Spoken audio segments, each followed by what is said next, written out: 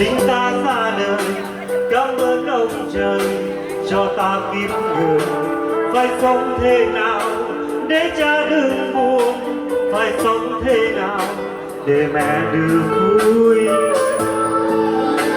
Tình cha bao la như núi cao ngang trời, tình mẹ rộng lớn như biển cả mênh mông.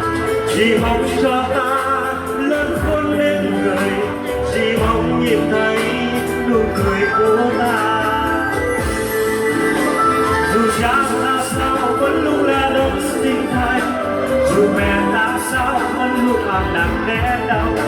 Chỉ một giây thôi nhắm mắt quên cuộc đời, hãy nghĩ suy lại những việc lòng của ta. Chỉ một giây thôi nhắm mắt quên tất cả, nghĩ tới một lần vẫn đang đông đầy yêu thương. Chỉ một giây thôi nhắm mắt quên cuộc đời, hãy nghĩ suy lại ta tìm mẹ nơi đâu. Chỉ một giây thôi nhắm mắt quên tất cả, quên chân thiêng vẫn đang hình hằng bên ta. Nước biển mênh mông không đông đầy tình mẹ, mây trời lòng lòng không phụ kính công cha. Tần tạo sống hơn mẹ nuôi con khôn lớn, mang cả tấm thớt gầy cha che chở đàn con.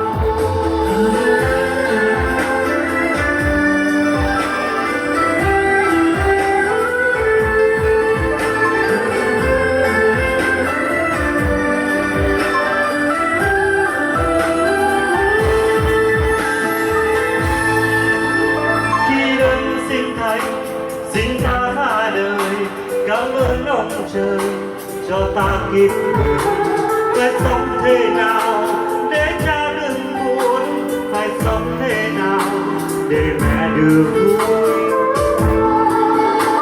Tình cha bao la như núi cao ngang trời, tình mẹ rộng lớn như biển cả mênh mông.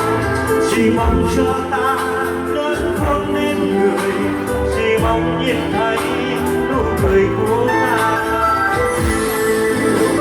Dù cha xa sao vẫn luôn là đấng sinh thành, dù mẹ ta sao vẫn luôn mang nặng đẻ đau.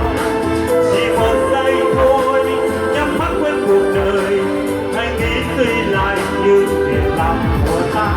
Chỉ một giây thôi nhắm mắt quên tất cả, nghĩ tới cha mẹ vẫn luôn đông đầy yêu thương. Chỉ một giây thôi nhắm mắt quên cuộc đời, hãy nghĩ suy lại ta tìm mẹ nơi đâu. Nghĩ tới cha một lần, dấu vết chân trên vẫn đang từ ngày bóng ta. Chỉ một giây thôi nhắm mắt quên cuộc đời, hãy nghĩ suy lại những việc làm của nhau.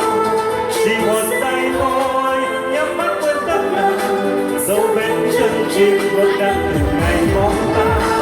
Chỉ một giây thôi nhắm mắt quên cuộc đời, nghĩ tới cha mẹ vẫn luôn đông đầy yêu thương. Nhắm mắt quên cuộc đời, hãy nghĩ suy lại ta tìm mẹ nơi đâu. Chỉ một giây thôi nhắm mắt quên tất cả, dấu vết chân trên vẫn đang từ ngày bóng ta. Chỉ một giây thôi nhắm mắt quên cuộc đời, hãy nghĩ suy lại ta tìm mẹ nơi